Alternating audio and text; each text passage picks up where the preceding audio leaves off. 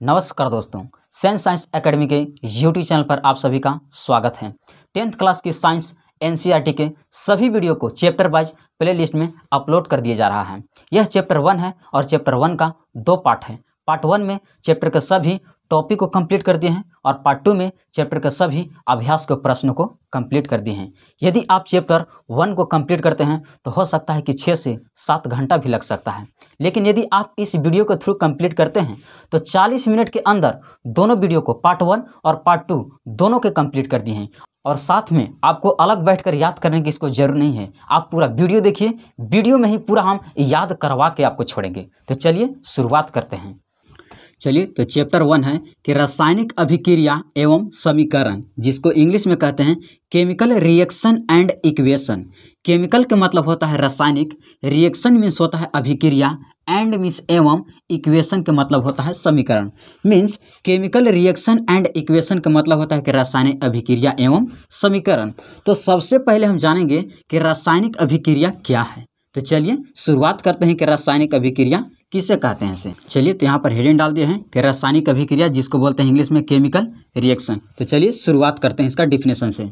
तो जैसे मैं यहाँ पर लिख दिए हैं कि जब 2 या 2 से अधिक पदार्थ मिलकर एक नया पदार्थ का निर्माण करता है तो उसे रासायनिक अभिक्रिया कहते हैं।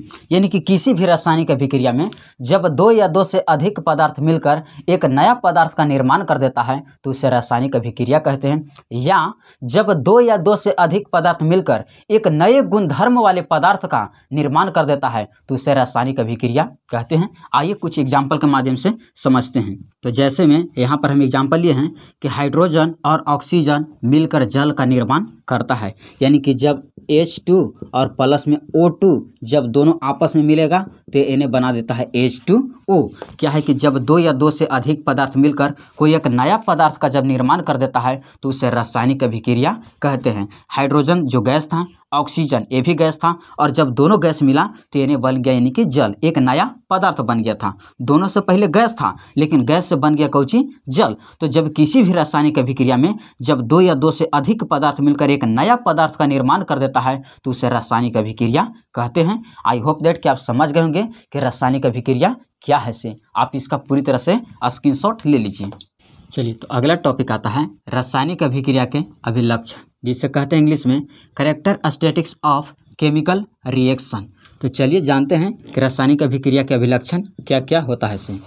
चलिए तो यहाँ पर हम लिख दिए हैं कुछ टॉपिक कि पहला पॉइंट आता है कि अवस्था में परिवर्तन। अवस्था में परिवर्तन कहने का मतलब है कि जब किसी भी रासायनिक अभिक्रिया में यानी कि अवस्था में परिवर्तन हो रहा है। अवस्था कहने का मतलब जैसे कि ठोस अवस्था से द्रव अवस्था, द्रव अवस्था से गैस अवस्था, चाहे हो सकता है कि गैस अवस्था से द्रव अवस्था में आ जाए, चाहे द्रव अवस्था से ठोस अवस्था में आ जाए। तो जब रासायनिक अभिक्रिया के समय यानी कि अवस्था में परिवर्तन हो रहा है तो उस अभिलक्षण को हम लोग कहते हैं रासायनिक अभिक्रिया के अभिलक्षण। दूसरा है कि रंग में परिवर्तन। रंग में परिवर्तन कहने का मतलब कि जब किसी भी रासायनिक अभिक्रिया के समय यानी कि जब कोई उसके यानी कि कलर में परिवर्तन हो रहा है। जैसे मान लीजिए जब हम लोग खाना बनाते हैं सब्जी, तो सब्जी का खाना बनाने से पहले सब्जी का कलर अलग होता है, लेकिन जब सब्जी बन जाता है तो उसका कलर अलग हो जाता है। तो जब किसी भी रासायनिक अभिक्रिया में जब यानी कि उसमें रंग में परिवर्तन हो रहा है तो उसे रासायनिक अभिक्रिया के अभिलक्षण कहते हैं।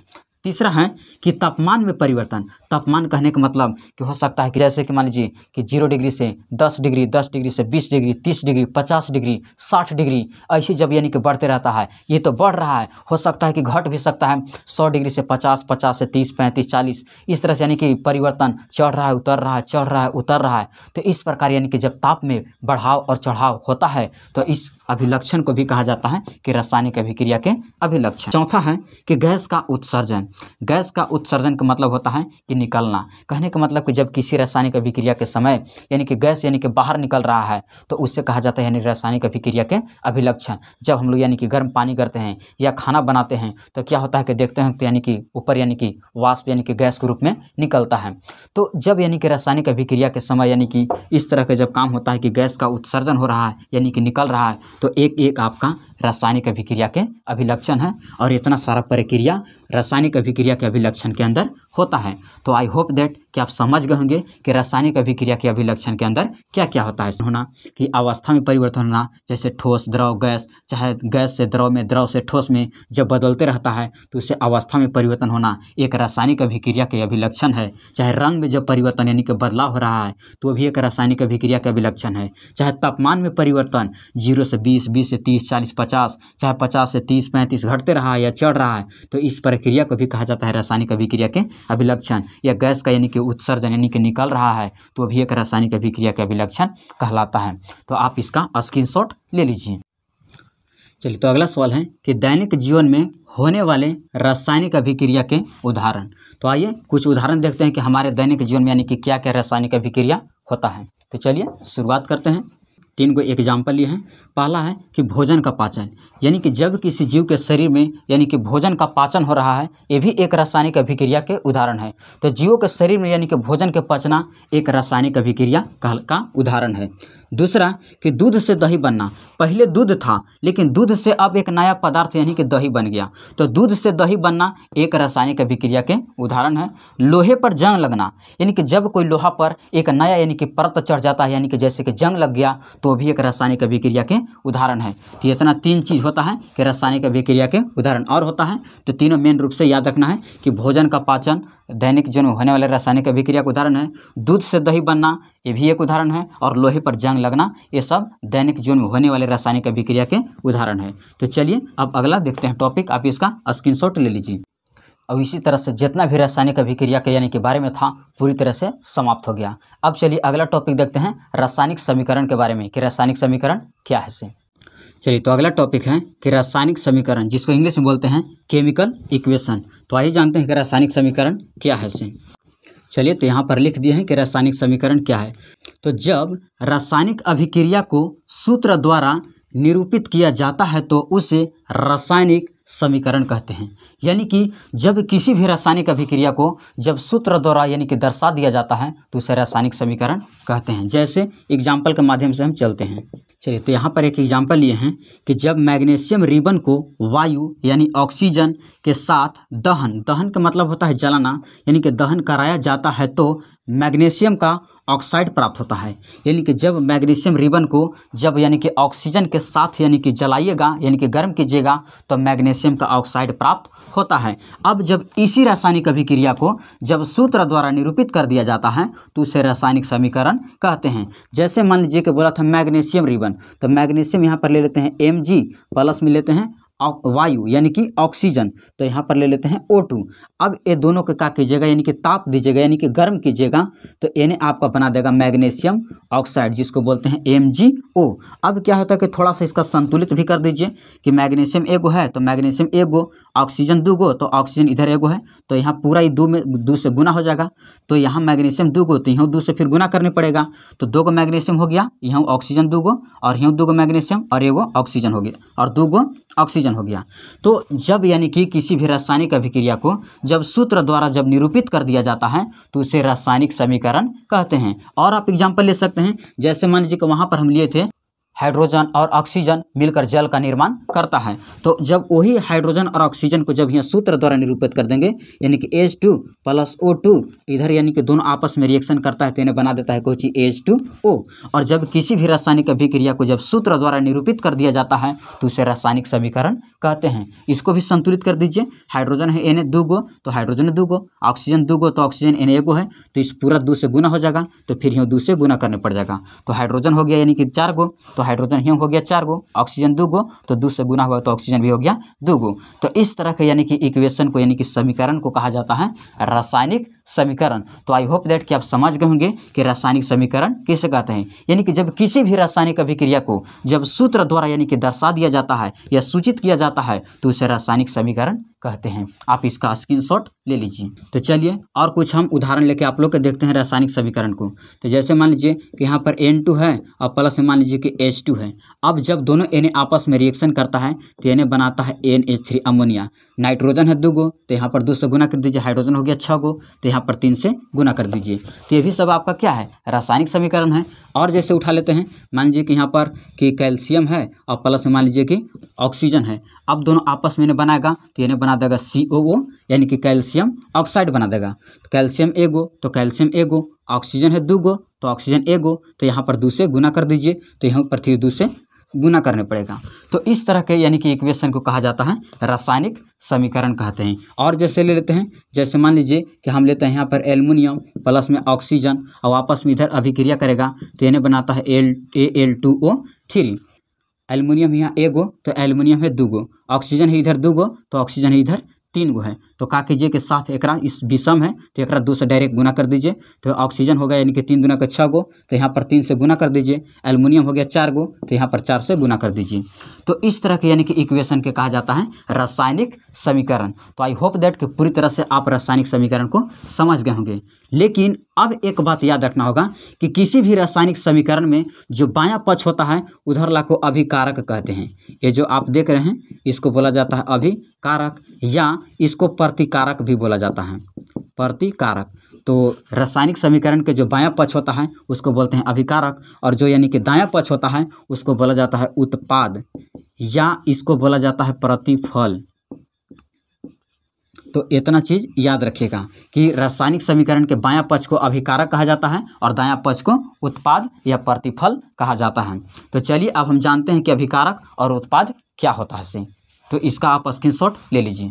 चलिए, तो अगला टॉपिक लिए हैं अभिकारक। अभिकारक किससे कहते हैं? तो वैसा पदार्थ जो रासायनिक अभिक्रिया में भाग लेता है तो उसे अभिकारक कहते हैं। यानी कि कोई भी पदार्थ जब रासायनिक अभिक्रिया में भाग लेता है तो उसे अभिकारक कहते हैं। जैसे दूध से दही बनना, यहाँ पर दूध क्या हुआ? अभिकारक, क्योंकि दूध से मिलकर बना है दही। पहले दूध था तो दूध से बना कोई चीज़ दही, तो जो रासायनिक अभिक्रिया में भाग लिया वो कोई चीज़ कहलाता है अभिकारक। तो यहाँ पर आपका दूध कोई चीज़ हो गया? अभिकारक हो गया। चलिए अब देखते हैं उत्पाद की क्या है से। चलिए, तो अगला जानते हैं उत्पाद कि उत्पाद किसे कहते हैं। तो अभिकारक से मिलकर बनने वाले पदार्थ को उत्पाद कहते हैं। यानी कि जो हमारा अभिकारक होता है और यही अभिकारक से मिलकर जो उधर यानी कि प्रतिफल यानी कि उत्पाद के रूप में प्राप्त हो तो उसे हम उत्पाद कहते हैं। जैसे मान लीजिए कि हम लेते हैं कि H2 और प्लस में लेते हैं O2। अब जब दोनों आपस में यानी कि अभिकारक रिएक्शन किया था तो इन्हें बना दिया था H2O। तो क्या हो? अभिकारक से मिलकर बनने वाले पदार्थ को उत्पाद कहते हैं। तो यहाँ पर जो हमको जल जो बना H2O, ये H2O हमारा यानी कि उत्पाद हो गया। तो आई होप दैट कि आप समझ गए होंगे कि अभिकारक और उत्पाद क्या होता है। से आप इसका स्क्रीनशॉट ले लीजिए। चलिए, तो अगला टॉपिक आता है कि रासायनिक समीकरण के प्रकार। तो रासायनिक समीकरण के 2 प्रकार होता है। पहला होता है संतुलित समीकरण और दूसरा होता है असंतुलित समीकरण। चलिए, तो सबसे पहले जानते हैं संतुलित समीकरण के बारे में। तो जब रासायनिक अभिक्रिया में अभिकारक और उत्पाद की प्रत्येक परमाणुओं की संख्या बराबर होती है तो उसे संतुलित समीकरण कहते हैं। यानी कि किसी भी रासायनिक अभिक्रिया में जब अभिकारक और उत्पाद की प्रत्येक परमाणु की संख्या बराबर होता है तो उसे संतुलित समीकरण कहते हैं। जैसे मान लीजिए कि यहाँ पर हम लेते हैं एग्जाम्पल में कि जैसे Zn प्लस में H2SO4 अब इधर रिएक्शन करेगा तो इन्हें बना देगा आपका कि ZnSO4 प्लस में H2 बाहर हो जाएगा। तो यहाँ पर देखिए तो क्या दोनों के परमाणु की संख्या बराबर है? अभिकारक और उत्पादन। तो जिंक एगो है तो जिंक एगो है, ठीक है। हाइड्रोजन 2 गो तो हाइड्रोजन 2 गो, सल्फर एगो तो सल्फर एगो, ऑक्सीजन 4 गो तो ऑक्सीजन 4 गो। यानी कि इस रासायनिक समीकरण में हमको प्रत्येक परमाणु की संख्या क्या है कि बराबर है। और जब किसी भी रासायनिक समीकरण में प्रत्येक परमाणु की संख्या बराबर होता है तो उसे संतुलित समीकरण कहते हैं। तो आई होप दैट कि आप रासायनिक समीकरण के बारे में यानी कि संतुलित समीकरण के बारे में पूरी तरह से आप समझ गए होंगे। चलिए अब देखते हैं असंतुलित समीकरण। चलिए, तो दूसरा जानते हैं असंतुलित समीकरण। जब रासायनिक अभिक्रिया में अभिकारक और उत्पाद की प्रत्येक परमाणु की संख्या बराबर नहीं होता है तो उसे असंतुलित समीकरण कहते हैं। यानी कि किसी भी रासायनिक समीकरण में जब अभिकारक और उत्पाद की प्रत्येक परमाणु की संख्या अगर बराबर नहीं होता है तो उसे असंतुलित समीकरण कहते हैं। जैसे मान लीजिए कि हम यहाँ पर लेते हैं कि H2 और प्लस में O2 और इधर बना रहा था H2O। क्या दोनों ये देखिए तो जितना हाइड्रोजन है उतने इधर हाइड्रोजन तो ठीक है, लेकिन ऑक्सीजन इधर 2 गो और ऑक्सीजन इधर 1 गो, तो ऐसे समीकरण असंतुलित समीकरण कहलाता है। यानी कि इसमें ऑक्सीजन तो 2 गो है और इधर का 1 गो है 1 गो, हाइड्रोजन तो ठीक था। तो जब किसी रासायनिक समीकरण में अभिकारक और उत्पाद की प्रत्येक परमाणु की संख्या बराबर नहीं होता है तो उसे असंतुलित समीकरण कहते हैं। जैसे में एक और ले सकते हैं, जैसे मान लीजिए कि मैग्नीशियम और प्लस में ले लिए ऑक्सीजन, इधर बना रहा था मैग्नीशियम ऑक्साइड। मैग्नीशियम इधर 1 गो तो मैग्नीशियम इधर 1 गो है, ऑक्सीजन इधर 2 गो तो इधर 1 गो, यानी कि गड़बड़ है। और जब यानी कि किसी रासायनिक समीकरण में यानी कि अभिकारक और उत्पाद में परमाणु की संख्या यानी कि गड़बड़ रहता है तो उसे असंतुलित समीकरण कहते हैं। यानी कि जब किसी रासायनिक समीकरण में अभिकारक और उत्पाद के प्रत्येक परमाणु की संख्या बराबर नहीं रहता है तो उसे असंतुलित समीकरण कहते हैं। तो आप इसका स्क्रीनशॉट ले लीजिए। चलिए अब यहाँ से हम कुछ रासायनिक समीकरणों को संतुलित करना सीखते हैं, क्योंकि यहाँ से एग्जाम में 4 नंबर के सवाल पूछे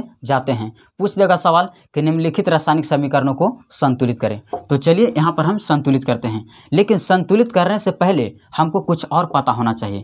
क्या कि अगर कोई परमाणु, अगर मान लीजिए कि पदार्थ अगर ठोस अवस्था हो, ठोस अवस्था यानी कि सॉलिड, तो उसके यानी कि कोष्ठ में लगा देना है एस लगाना है।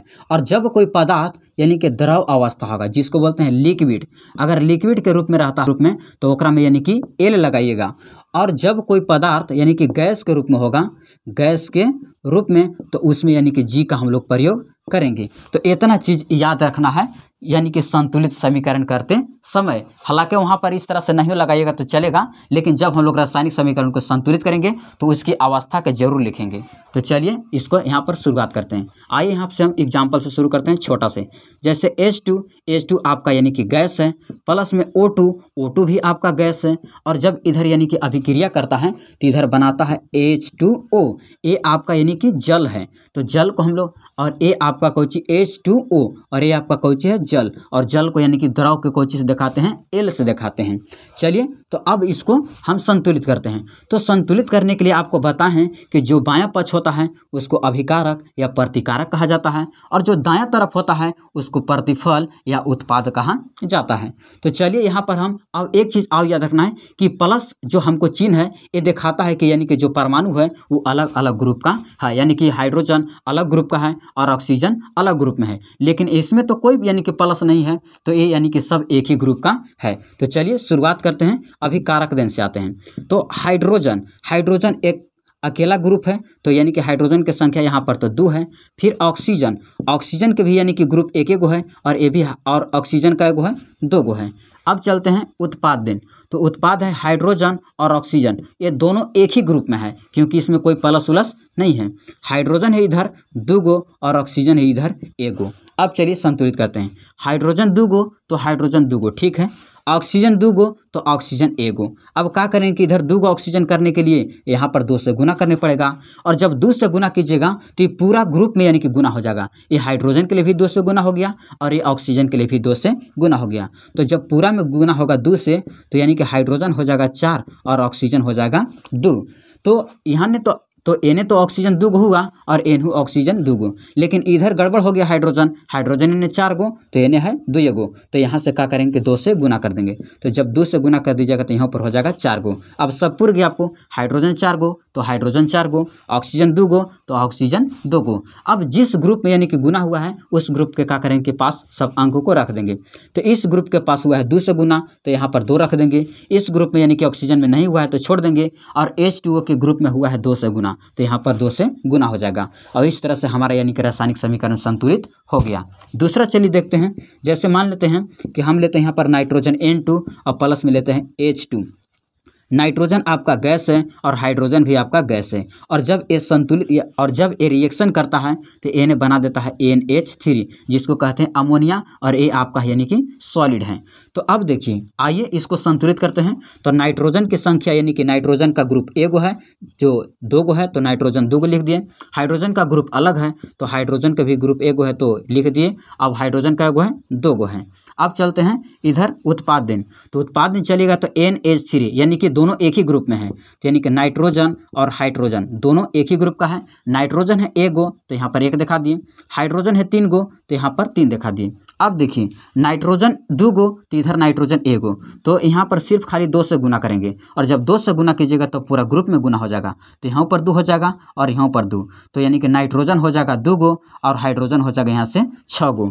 तो नाइट्रोजन इधर 2 गो तो हाइड्रोजन इधर यानी कि घट गया, तो क्या करते हैं कि यहाँ 3 से गुना कर देते हैं और जब 3 से गुना कीजिएगा तो ये भी हो गया 6 गो। हाइड्रोजन 6 गो तो हाइड्रोजन 6 गो, नाइट्रोजन 2 गो तो नाइट्रोजन 2 गो, दोनों तरफ यानी कि अभिकारक और उत्पादन प्रत्येक परमाणु की संख्या बराबर हो गया। तो इस ग्रुप में यानी कि गुना नहीं हुआ है तो छोड़ देंगे।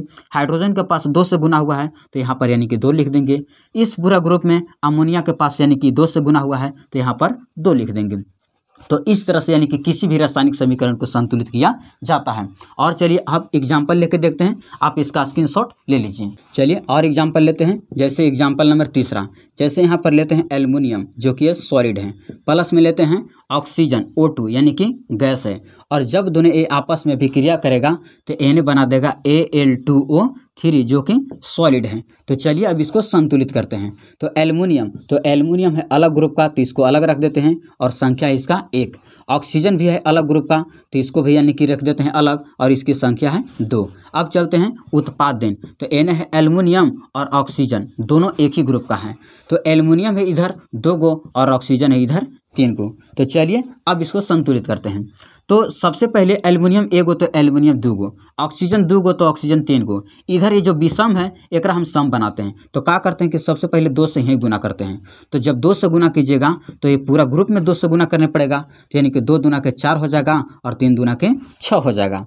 अब जब देखिए ऑक्सीजन इधर 6 गो तो ऑक्सीजन इधर 2 गो, तो क्या कीजिए कि यहाँ 3 से गुना कर दीजिए। तो जब 3 से गुना कीजिएगा तो 3 दूना का हो जाएगा 6 गो। एल्युमिनियम हुआ 4 गो है तो यहाँ 4 से गुना कर दीजिए और जब 4 से गुना कीजिएगा तो यह हो जाएगा 4 गो। सब पुर गया, एल्युमिनियम 4 गो तो एल्युमिनियम 4 गो, ऑक्सीजन 6 गो तो ऑक्सीजन 6 गो। अब जिस ग्रुप में गुना हुआ है उसको उठाकर रख देंगे। एल्युमिनियम के पास 4 से गुना हुआ है, ऑक्सीजन के पास 3 से गुना हुआ है और एल्युमिनियम ऑक्साइड के पास 2 से गुना हुआ है। तो इस तरह से हमारा संतुलित हो गया।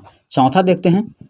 तो चौथा एग्जाम्पल ये है कि जैसे सोडियम सल्फेट है जो कि जली घोल है और बेरियम क्लोराइड का घोल है, और जब इधर रिएक्शन कर रहा है तो इधर बेरियम सल्फेट का घोल बना रहा है और सोडियम सल्फेट का घोल और सोडियम क्लोराइड का घोल बना रहा है। तो चलिए अब इसको हम संतुलित करते हैं। तो चलते हैं सबसे पहले अभिकारक दिन। तो इधर देखते हैं सोडियम और सल्फर और ऑक्सीजन ये तीनों एक ही ग्रुप का है।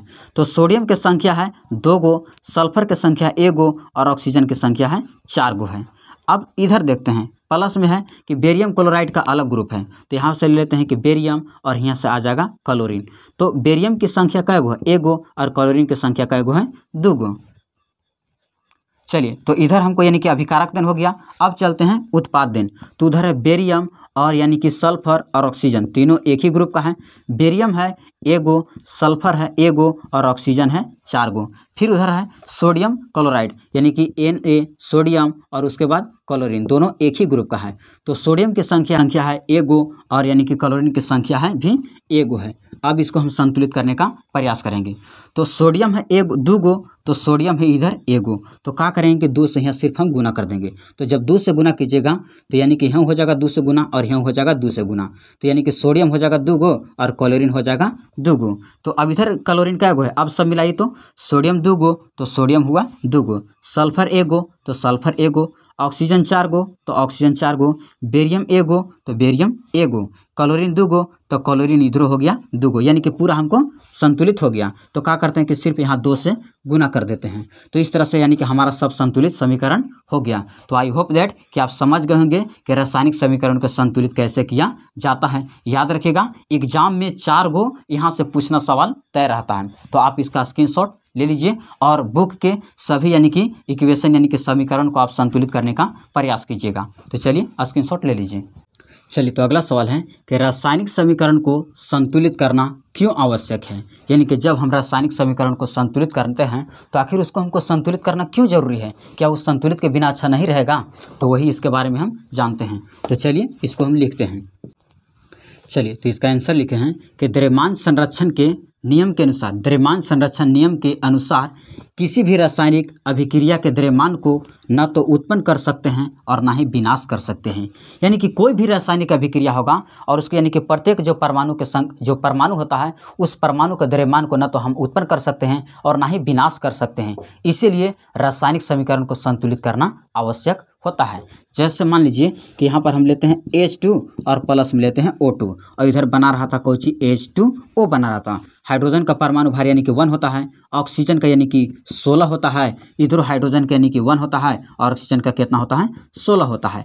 तो ये परमाणु जो परमाणु भार होता है, तो ये जो यानी कि रासायनिक समीकरण जो है जो परमाणु होता है, ये परमाणु को भार को न तो आप उत्पन्न कर सकते हैं और ना ही तो इसको विनाश कर सकते हैं। जो यानी कि है इसका वही रहेगा, उसके आप द्रव्यमान में कोई चेंज नहीं कर सकते हैं। जैसे हाइड्रोजन का 1 होता है, सोडियम का 23 होता है, मैग्नीशियम का 12 होता है। तो इस तरह से यानी कि सभी का यानी कि जो द्रव्यमान होता है उसके द्रव्यमान में न तो आप उत्पन्न कर सकते हैं और ना ही विनाश कर सकते हैं। इसीलिए यानी कि सभी रासायनिक समीकरणों को संतुलित करना आवश्यक होता है ताकि दोनों को संतुलित रहे। तो यदि आप उसको संतुलित न कीजिएगा तो यानी कि किधर अधिक हो जाएगा तो किधर कम हो जाएगा। तो आई होप दैट कि आप समझ गए हैं कि रासायनिक समीकरण को संतुलित करना क्यों आवश्यक है। आप इसका स्क्रीनशॉट ले लीजिए। चलिए अगला सवाल है कि रासायनिक समीकरण को लिखने का निर्देश, यानी कि जब हम रासायनिक समीकरण को लिखते हैं तो उसके लिए हमको क्या क्या होना चाहिए। चलिए तो इसका आंसर है कि जब हम रासायनिक अभिक्रिया को लिखते हैं तो सबसे पहले अभिकारक और उसके बाद उत्पाद को लिखते हैं। यानी कि आप देखें कि जब हम रासायनिक अभिक्रिया को लिख रहे थे तो सबसे पहले अभिकारक को लिखा जाता है और तब उसके बाद उत्पाद को लिखते हैं, तथा अभिकारक और उत्पाद की परमाणु की संख्या अधिक होने पर प्लस चिन्ह का प्रयोग किया जाता है। जैसे मान लीजिए कि यहाँ पर ले रहे थे H2 प्लस में O2 और इधर बना रहा था H2O। तो जब हम रासायनिक समीकरण लिखे यानी कि रासायनिक अभिक्रिया तो सबसे पहले अभिकारक लिखें और तब उसके बाद उत्पाद लिखते हैं। और जब यानी कि अभिकारक या उत्पाद में परमाणु की संख्या अधिक होता है, जैसे हाइड्रोजन और ऑक्सीजन 2 को हो गया, तो 2 को हो गया तो क्या चिन्ह का प्रयोग किए, प्लस के चिन्ह। तो जब 2 या 2 से अधिक यानी कि अभिकारक और उत्पाद की परमाणु की संख्या होता है तो प्लस चिन्ह का प्रयोग जाता है। तो आप समझ गए होंगे कि रासायनिक समीकरण को लिखने का निर्देश क्या क्या होता है। ऐसे कि जब हम लिखते हैं तो सबसे पहले अभिकारक और उसके बाद उत्पाद लिखते हैं और अधिक संख्या होने पर प्लस चिन्ह का प्रयोग किया जाता है। तो चलिए अगला टॉपिक देखते हैं। चलिए तो अगला सवाल है कि रासायनिक समीकरण की विशेषता, यानी कि रासायनिक समीकरण हम जब लिखते हैं तो उसके अंदर क्या क्या चीज़ होना चाहिए। चलिए तो लिखे हैं कि अभिकारक तथा उत्पादों की जानकारी देता है। जैसे में मान लीजिए के नंबर और बी नंबर देख लिखे हैं कि अणुओं की संख्या और द्रव्यमान को बताता है, यानी कि रासायनिक अभिक्रिया होता है ओकरा में अणुओं की संख्या को दिखाता है और द्रव्यमान को यानी कि दर्शाता है। दूसरा कि पदार्थों की भौतिक अवस्था की जानकारी देता है, यानी कि ठोस अवस्था में है कि द्रव अवस्था में है कि गैस अवस्था में है। तो इस तरह से रासायनिक समीकरण की विशेषताएँ होता है कि अभिकारक तथा उत्पादों की जानकारी देता है। जैसे में ए नंबर की अणुओं की संख्या और द्रव्यमान को बताता है। दूसरा पदार्थ की भौतिक अवस्था की जानकारी देता है। तो आप इसका स्क्रीनशॉट ले लीजिए और अब देखते हैं रासायनिक अभिक्रिया के कुछ और प्रकार देखते हैं। चलिए तो अगला टॉपिक आता है रासायनिक अभिक्रिया के प्रकार। तो रासायनिक अभिक्रिया के प्रकार के बारे में आप जानते हैं। चलिए तो इतना आता है सब रासायनिक अभिक्रिया के प्रकार में। पहला संयोजन अभिक्रिया, दूसरा वियोजन अभिक्रिया, तीसरा विस्थापन अभिक्रिया और चौथा द्विविस्थापन अभिक्रिया और पांचवा उपचयन अभिक्रिया या अपचयन अभिक्रिया और छठा होता है रेडॉक्स अभिक्रिया। तो इस सब के बारी बारी से सबके बारे में जानते हैं। तो इसका पहले स्क्रीनशॉट ले लीजिए। चलिए तो पहला देखते हैं संयोजन अभिक्रिया। संयोजन अभिक्रिया में होता है कि जब रासायनिक अभिक्रिया में 2 या 2 से अधिक अभिकारक मिलकर एक उत्पाद का निर्माण करता है तो उसे संयोजन अभिक्रिया कहते हैं।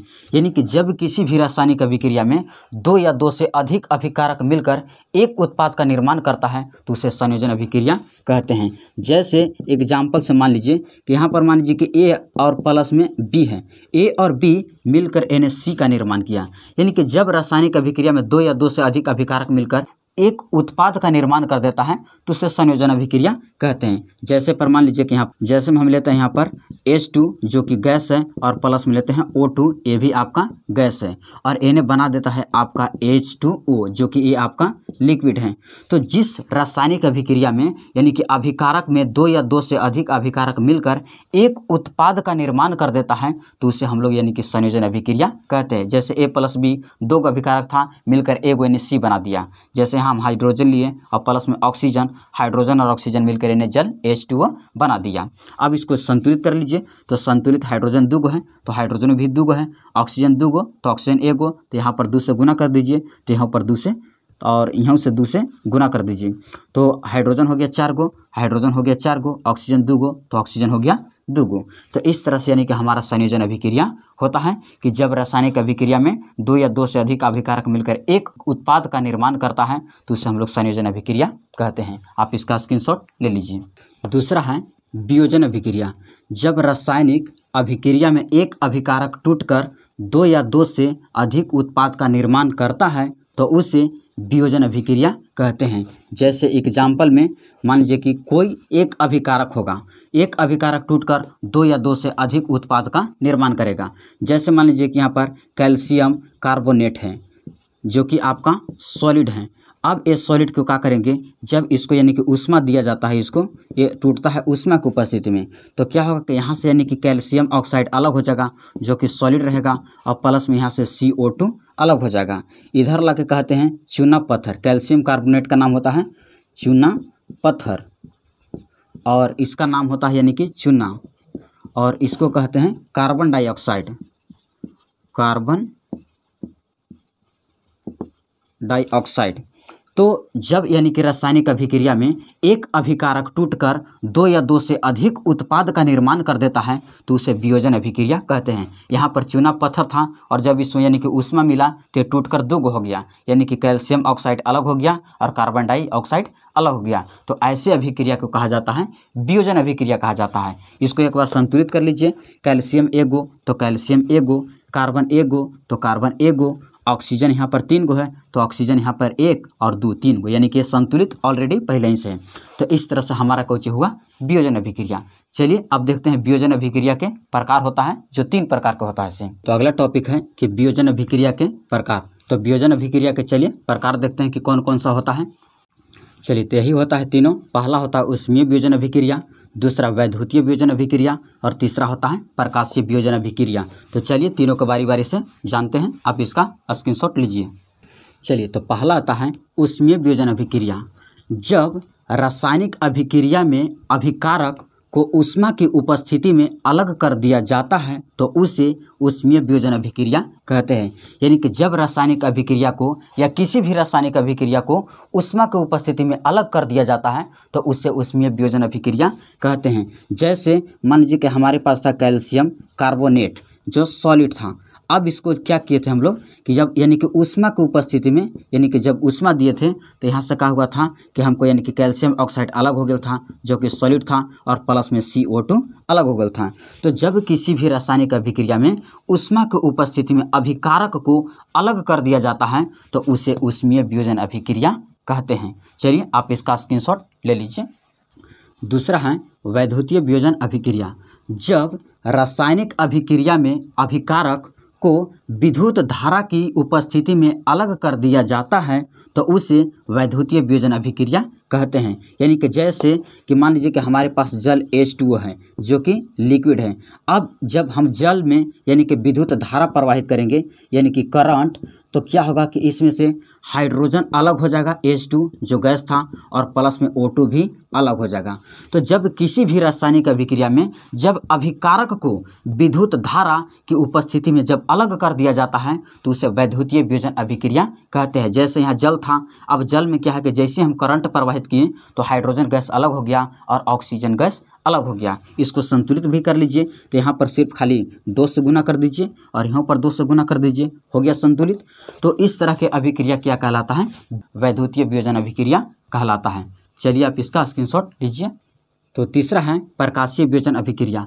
जब रासायनिक अभिक्रिया में अभिकारक को सूर्य की उपस्थिति में अलग कर दिया जाता है तो उसे प्रकाशीय वियोजन अभिक्रिया कहते हैं। यानी कि जब किसी भी रासायनिक अभिक्रिया में जब अभिकारक को सूर्य की उपस्थिति में अलग कर दिया जाता है तो उसे प्रकाशीय वियोजन अभिक्रिया कहते हैं। जैसे में एग्जाम्पल में मान लीजिए कि हम लेते हैं सिल्वर क्लोराइड जो कि हमारे पास सॉलिड है, और जब इसको हम यानी कि सूर्य का प्रकाश देंगे, सूर्य की उपस्थिति में सूर्य के प्रकाश, तो यहाँ से क्या हो जाएगा कि आपका यानी कि सिल्वर अलग हो जाएगा यानी कि जो सॉलिड था, और प्लस में यानी कि Cl2 अलग हो जाएगा जो कि ये गैस था। तो जब किसी भी रासायनिक अभिक्रिया में जब अभिकारक को जब सूर्य की उपस्थिति में जब अलग करवा दिया जाता है या कर दिया जाता है तो उसे प्रकाशीय वियोजन अभिक्रिया कहते हैं। सिल्वर एक बार संतुलित कर लीजिए कि सिल्वर एगो तो सिल्वर एगो है, क्लोरीन एगो तो क्लोरीन दूगो है, तो यहाँ पर 2 से गुना कर दीजिए तो यहाँ पर 2 से गुना कर दीजिए। इस तरह से हमारा यानी कि कंप्लीट हो गया वियोजन अभिक्रिया के प्रकार। तो याद रखिएगा कि वियोजन अभिक्रिया के 3 प्रकार होता है। पहला संयोजन अभिक्रिया, दूसरा वियोजन अभिक्रिया और तीसरा प्रकाशीय वियोजन अभिक्रिया। तो जब रासायनिक अभिक्रिया में अभिकारक को ऊष्मा की उपस्थिति में अलग कर दिया जाता है तो उसे ऊष्मीय वियोजन अभिक्रिया कहते हैं। और जब रासायनिक अभिक्रिया को अभिकारक को विद्युत धारा की उपस्थिति में अलग कर दिया जाता है तो उसे वैद्युतीय वियोजन अभिक्रिया कहते हैं। और जब रासायनिक अभिक्रिया के अभिकारक को प्रकाश की उपस्थिति में यानी कि सूर्य की उपस्थिति में अलग कर दिया जाता है तो उसे प्रकाशीय वियोजन अभिक्रिया कहते हैं। तो आप इसका स्क्रीनशॉट लीजिए। चलिए, तो अगला टॉपिक आता है विस्थापन अभिक्रिया। तो जानते हैं कि विस्थापन अभिक्रिया क्या है। चलिए, तो विस्थापन अभिक्रिया है कि जब रासायनिक अभिक्रिया में अधिक क्रियाशील तत्व कम क्रियाशील तत्व को विस्थापित का मतलब होता है कि हटा देता है तो उसे विस्थापन अभिक्रिया कहते हैं। यानी कि जब रासायनिक अभिक्रिया में अधिक क्रियाशील तत्व कम क्रियाशील तत्व को विस्थापित कर देता है तो उसे यानी कि विस्थापन अभिक्रिया कहते हैं। जैसे एग्जाम्पल में मान लीजिए कि हमारे पास यहाँ पर आयरन है जो कि सॉलिड है, और प्लस में यहाँ पर मान लीजिए कि कॉपर सल्फेट है जो कि ये एक्वस है, जलीय विलयन है। अब क्या है कि यहाँ पर ये जो आयरन है, ये आयरन क्या है कि कॉपर से अधिक क्रियाशील तत्व है, इसलिए आयरन क्या करेगा कि कॉपर को हटा देगा और खुद यानी कि SO4 के साथ यानी कि जाके सट जाएगा और कॉपर को अलग कर देगा। तो यहाँ से क्या करेगा कि आयरन FeSO4 के साथ सट जाएगा और खुद एक्वस बन जाएगा और प्लस में यानी कि कॉपर को लात मार के हटा देगा जो कि सॉलिड हो जाएगा।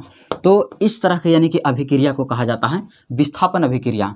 तो जब किसी भी रासायनिक अभिक्रिया में अधिक क्रियाशील तत्व कम क्रियाशील तत्व को यानी कि विस्थापित कर देता है यानी कि हटा देता है तो उसे यानी कि विस्थापन अभिक्रिया कहते हैं। जैसे पर यहाँ आयरन था जो कि कॉपर से अधिक यानी कि पावरफुल है, और जब अधिक क्रियाशील तत्व यानी कि रहता है वो कम क्रियाशील तत्व को क्या कर देता है कि विस्थापित कर देता है और खुद जाके एक दूसरे के पास सड़ जाता है। तो ऐसी अभिक्रिया कहलाता है विस्थापन अभिक्रिया। चलिए, आप इसका स्क्रीनशॉट लीजिए। चलिए, अगला है द्विविस्थापन अभिक्रिया।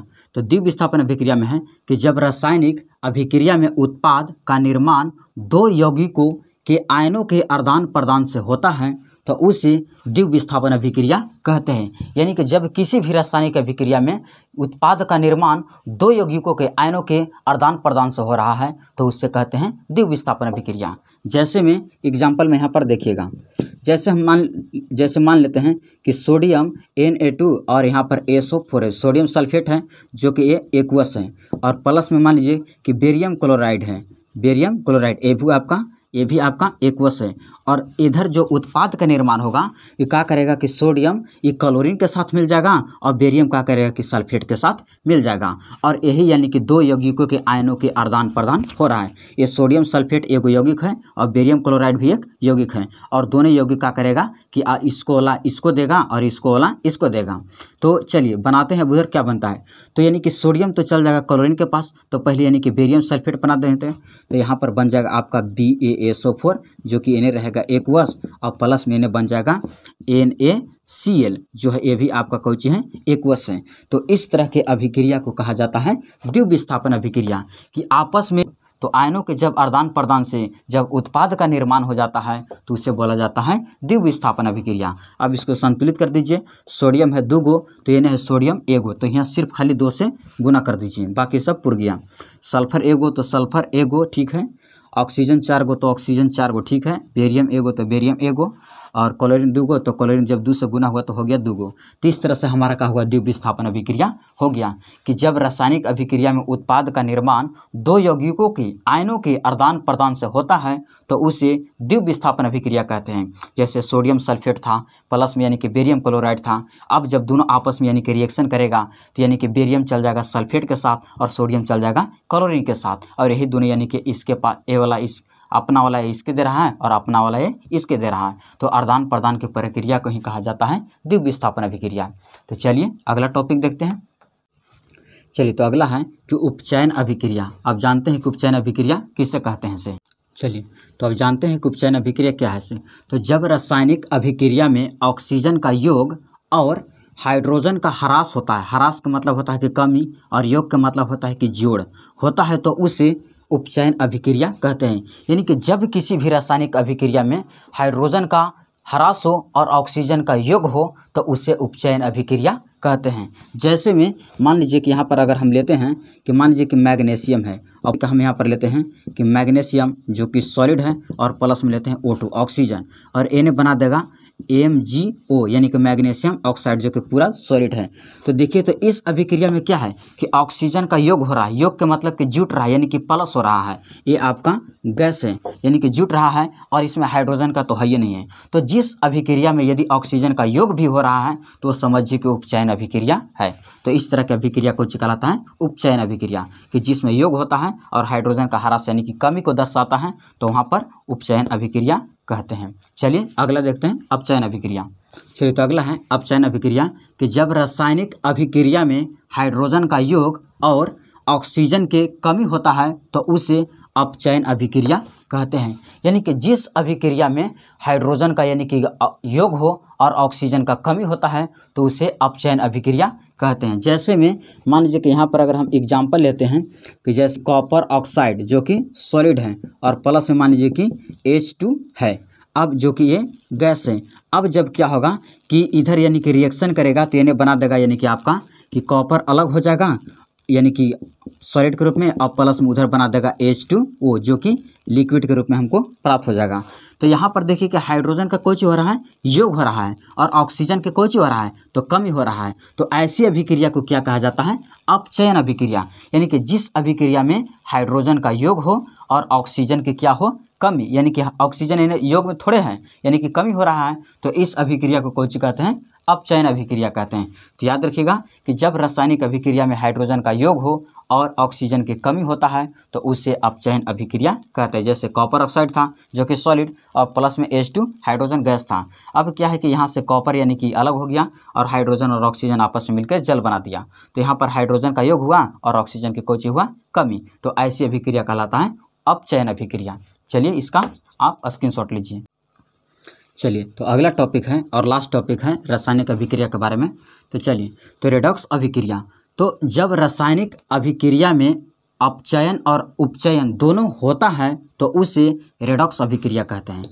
यानी कि जिस रासायनिक अभिक्रिया में एक उपचयन हो और दूसरा अपचयन दोनों हो, चाहे उपचयन हो चाहे अपचयन के रूप में रहता है, तो उसे रेडॉक्स अभिक्रिया कहते हैं। जैसे में मान लीजिए कि ऊपर यहाँ पर देखिए कि यहाँ पर H2 और यानी देखिए H2 है, ऊपर के जो यहाँ से लेके यहाँ तक जो दिखाए हैं ये आपका उपचयन अभिक्रिया है, और नीचे जो दिखाए हैं यानी कि CuO और यानी जो यानी कि कॉपर के साथ जो यानी कि एकरा में कोई चीज़ है? हाइड्रोजन का, कि एकरा में जो नीचे दिखाए हैं आपका ये कौन सी है? अपचयन अभिक्रिया। तो ऐसी अभिक्रिया कौन सी कहलाता है? रेडॉक्स अभिक्रिया। कि जिस अभिक्रिया में एक उपचयन हो और दूसरा कौन सी हो? अपचयन हो, तो ऐसी अभिक्रिया को कहते हैं रेडॉक्स अभिक्रिया। तो चलिए आप इसका स्क्रीनशॉट ले लीजिए। चलिए तो अगला टॉपिक है कि रासायनिक अभिक्रिया के प्रकार जो कि तापमान के आधार पर होता है। दो ही होता है। पहला होता है ऊष्मक्षेपी अभिक्रिया। चलिए तो पहला जानते हैं ऊष्मक्षेपी अभिक्रिया। तो जब रासायनिक अभिक्रिया में उत्पाद के साथ ऊष्मा भी निकलता है तो उसे ऊष्मक्षेपी अभिक्रिया कहते हैं। यानी कि जिस रासायनिक अभिक्रिया में उत्पाद के साथ साथ अगर एक्स्ट्रा अगर ऊष्मा भी निकल रहा है तो उसे आप समझ लीजिए कि ऊष्मक्षेपी अभिक्रिया है। जैसे एग्जाम्पल में समझ लीजिए कि जैसे यहाँ पर मीथेन गैस है, CH4 एक गैस है, और प्लस मान लीजिए कि O2 ये भी आपका गैस है। और जब इन्हें यहाँ पे रिएक्शन करता है तो पहले तो कि CO2 कार्बन डाइऑक्साइड बन जाता है जो कि गैस है, और प्लस में H2O जल है निकल जाता है जो कि लिक्विड है, और प्लस में इन्हें आपका निकलता है ऊष्मा।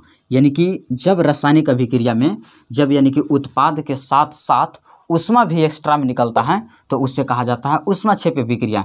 जैसे मीथेन गैस था और ऑक्सीजन भी गैस था, ये दोनों जब रिएक्शन किया तो पहले कार्बन डाइऑक्साइड बनाया, फिर यानी कि जल हो गया और फिर प्लस में ऊष्मा भी निकल गया, तो ऐसी अभिक्रिया कहलाता है ऊष्मक्षेपी अभिक्रिया। चलिए अगला लास्ट देखते हैं अवशोषण अभिक्रिया। चलिए तो अगला आता है कि अवशोषण अभिक्रिया। तो अवशोषण अभिक्रिया किसे कहते हैं? तो जब रासायनिक अभिक्रिया में ऊष्मा का अवशोषण होता है तो उसे अवशोषण अभिक्रिया कहते हैं। यानी कि जिस रासायनिक अभिक्रिया में ऊष्मा का अवशोषण हो रहा है तो समझिए कि उसमें अवशोषण अभिक्रिया कहते हैं। जैसे में यहाँ पर एग्जाम्पल देखिएगा कि मान लीजिए कि यहाँ पर हम लिए यहाँ पर सिल्वर क्लोराइड है जो कि सॉलिड है। अब ये अलग कब होता है? जब इस पर यानी कि सूर्य का प्रकाश को अवशोषण करता है, यानी कि ऊष्मा का अवशोषण कर रहा है। तो लिख देते हैं कि सूर्य के उपस्थिति में क्योंकि जब तक इसको सूर्य की उपस्थिति नहीं मिलेगा, सूर्य का प्रकाश नहीं खींचेगा, तब तक ये अलग नहीं होगा।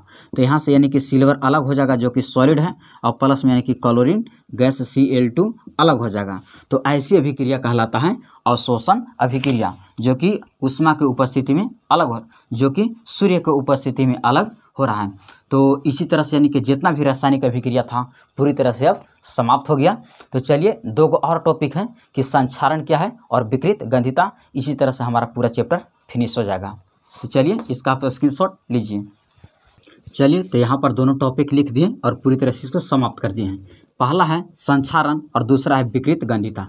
तो संक्षारण जानते हैं, तो जब कोई धातु हवा, पानी, अम्ल के संपर्क में आता है तो वह संक्षारित हो जाता है।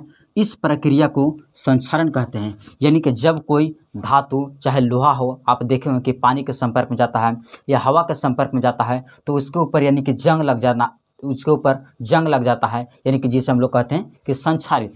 तो वह कोई चीज़ हो जाता है, संक्षारित हो जाता है। तो इस प्रक्रिया को कहा जाता है संक्षारण। जैसे में लिखे हैं कि लोहे पर जंग लगना, दूसरा चांदी पर काली परत, तीसरा तांबे पर काली परत, ये सब जितना भी प्रक्रिया है सब संक्षारण के कारण होता है। और लास्ट पॉइंट है कि विकृत गंधिता।